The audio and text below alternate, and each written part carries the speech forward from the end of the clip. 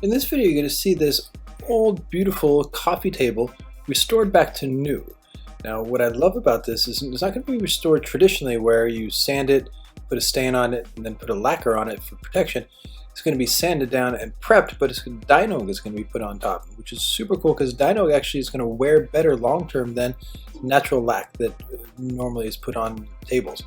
Now, before you even start this, you have to order the Dynog, and it's always important to match the Dynogs to the table.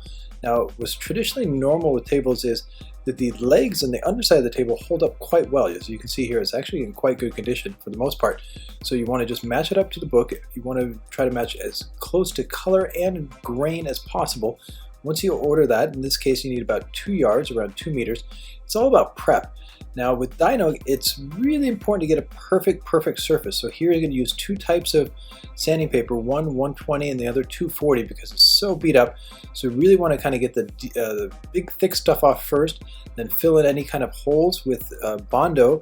Once that dries, you can sand it again. It's always really important to do 2 layers there. So just first do a big thick one, sand it down, then thin it out so it's just 100% smooth on top. And what's particularly challenging about this table are the corners are inverted, which puts a lot of stress on the material. So you're going to see how to wrap this so it's stress free and holds for the long term.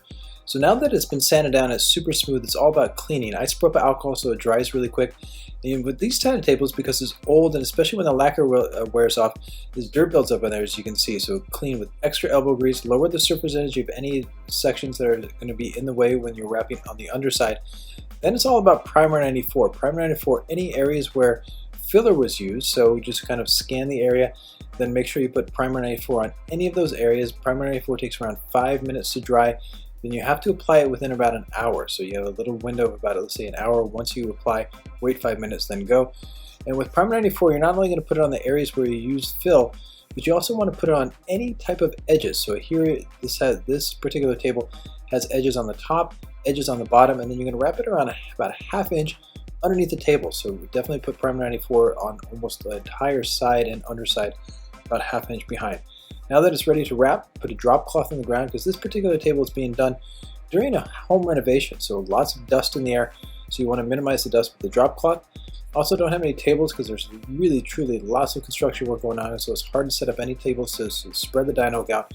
So you can just roll the Dynog out, eyeball it, then just make a cut vertical. So here just Dynog comes in about 122 centimeters wide.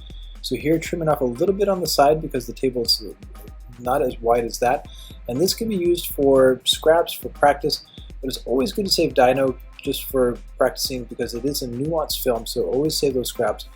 Now that the table is ready to go, always want to just use a tack cloth, wipe it down, get any kind of dirt off. So because Dynog is 8 millimeters thick, any type of speck will really show out. Now you got a fresh buffer on your squeegee.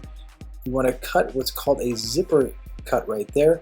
That's just going to be a flip over here, so that you're going to pull that backing paper away, then you're going to start it. That's basically going to be your permanent hinge. Make sure you have enough film left, right, top to bottom, and because you're stretching underneath, you want extra, so this is around 6 inches on all sides so you can pull with even tension. Once the backing paper is pulled out that little sliver, lock it in with the permanent hinge, wipe it down one more time just to check for dirt, flip the panel over, and it's extremely important to keep that backing paper on.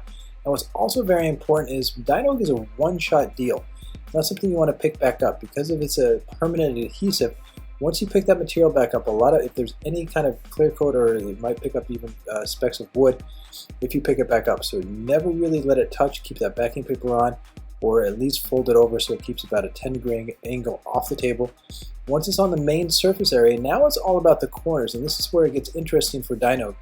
This Dynog is a multi-layered film and it's thick, so you don't want to stretch it too much because it's going to fail over time. So right now, especially with multi-layered films, it's really important to get a nice, thorough, deep heat. So look how far I'm stretching, not only just on the edges right there, but on the surrounding area so it's extra soft. And then I pull in a triangle shape and I spread the tension out, but I don't pull too hard. And notice that I rock my hands back and forth so it evened the tension out, so it really just slipped deep behind the corner.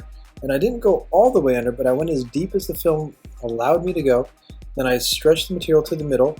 Now it's about wrapping deep underneath. So you want to prep the table and flip it over. So in this case, I'm going to wrap a dining room table later in this series. So I'm using that because it's prepped, and I can, if it gets scratched, it's not a problem because it's in the middle of being prepped for the install. So I put some towels on there so I don't scratch the surface of the table I'm currently working on.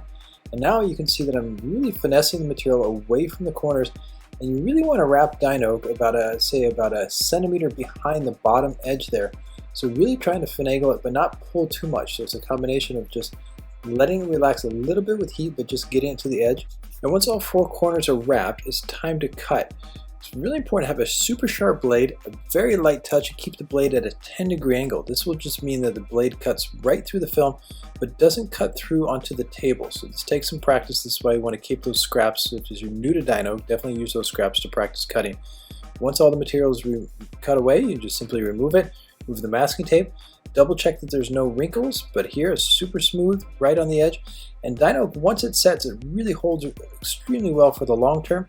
Now that the top surface is done, the corners are set, the edges are done, now you can continue to finish the table. Here adding some wood oil just to kind of freshen up the old table to really bring it back to life. Now that the top looks brand new, you want to make sure that the undersides and the legs are freshed up, so this not only cleans it but also protects it as well. So it's super exciting to transform this table. Then it's about restringing the area right there.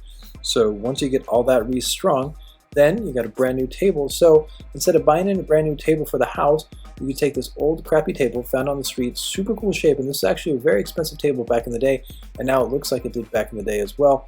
And the great about that Dino is it wipes super clean, won't get any water stains on it. And now for the wrap up. What you really have to appreciate about Dino installs, especially on old tables like this, is that the prep time is going to take longer than the actual install. So in this case it was double. Prep time was 2 hours, install time 1 hour. Total material used, not much, which is cool, around 2 yards. So the material costs aren't that much, simply about prep and install. And the Dino number for this particular one was Fine Wood FW1124. So once you figure out how to do those corners, especially the inverted corners, it really opens the door to refurnishing tables with Dino, which can create really good profits. Thanks for watching. Justin Pate.